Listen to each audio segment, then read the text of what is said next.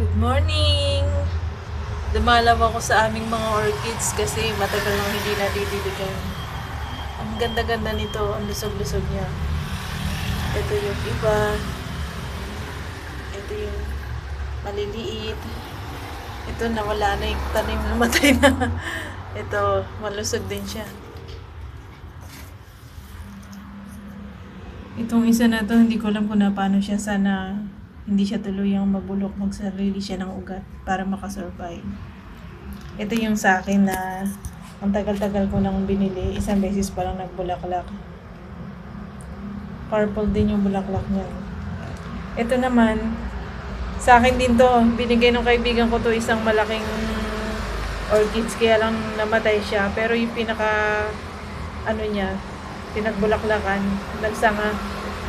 Kaso, namatay yung sanga kasabay ng puno. Itinatry ko baka sakaling mabuhay siya. Ito malusog din. Ito lalo, diba? Tignan nyo. Sinabi ko sa matanda ko, wag niyang putulin yung pinagbulaklakan para magparami kami. Ayan. Ito pa. Meron siyang isa dito. Ewan ko kung bulaklak tong lalabas na to. Okay, is din. Ito pa yung ibang maliliit.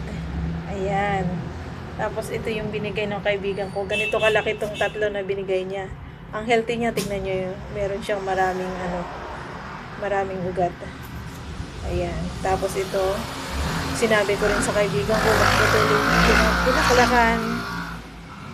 Kaya yan, nagkikis siya ng bago. Ayan, di ba may bago siyang baby. Ito yung isa, medyo nag-alanganin, kaya pinutol ko yung pinakalumang puno niya kasi marami naman siyang bagong ugat para hindi siya nalalanta. Kasi tingnan nyo, naglanta yung dating dahon niya. Ito mga panibago, at least kahit pa paano yung bago, hindi na siya lanta. Lang po.